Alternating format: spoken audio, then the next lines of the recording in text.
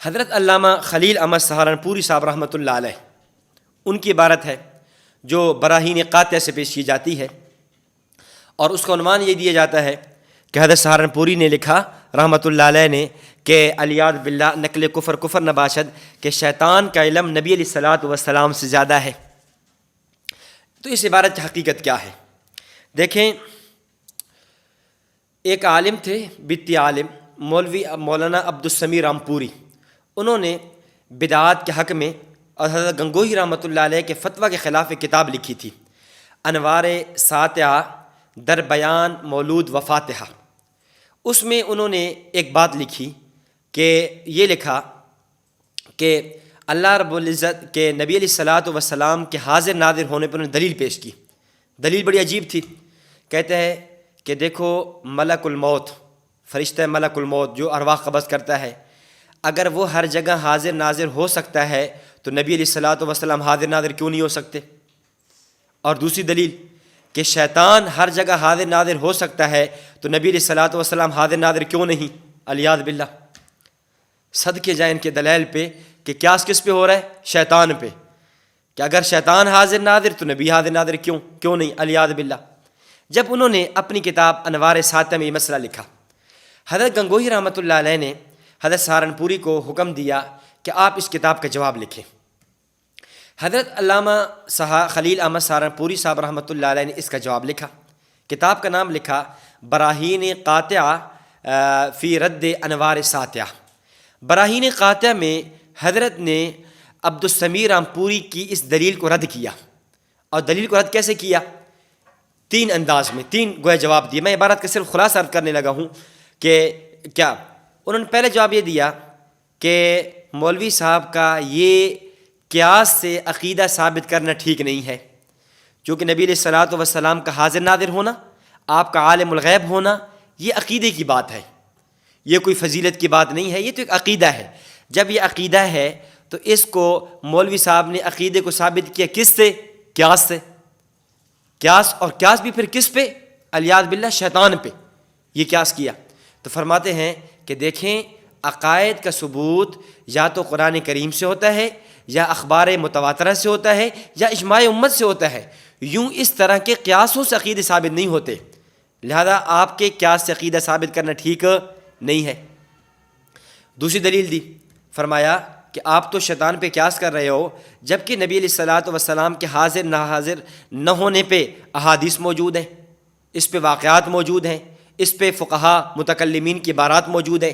پھر حضرت نے بحر الرائق سے عبارت بھی پیش کی۔ اور تیسری بات وہ یہ فرمائی کہ دیکھیں، آپ نے افضلیت کا معیار، افضلیت کا دار و مدار بنایا حاضر ناظر ہونے میں، کہ جو حاضر ناظر ہوگا وہ افضل ہوگا۔ ظاہر مولوی صاحب کے قیاس کا مطلب یہی بنتا ہے نا کہ شیطان جب حاضر ناظر تو نبی علیہ السلام حاضر ناظر کیوں نہیں؟ شیطان وہ حاضر ناظر ہو سکتا ہے تو نبوت کیوں نہیں ہو سکتی؟ حضرت فرماتے ہیں کہ دیکھو، آپ نے یہ جو بنیاد رکھی ہے نا، یہ آپ کی بنیاد غلط ہے۔ کیوں؟ اس لیے کہ نبی علیہ الصلاۃ والسلام کے شیطان کے حاضر ناظر ہونے پہ نبوت کو قیاس کرنا یہ غلط ہے۔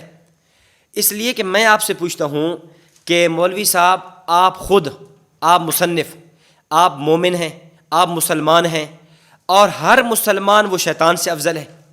ظاہر ہے شیطان تو کافر ہے، وہ مفضول ہوا، آپ افضل ہوئے، اور آپ حاضر ناظر نہیں اور شیطان حاضر ناظر ہے۔ جب آپ حاضر ناظر نہیں اور افضل ہیں تو شیطان حاضر ناظر ہو کر وہ کیسے آپ سے مفضول ہو سکتا ہے؟ جو قاعدہ اور کلیہ آپ اپنے بارے میں قبول کرنے کے لیے تیار نہیں ہیں، وہ آپ نبوت کے لیے کیوں مان رہے ہیں؟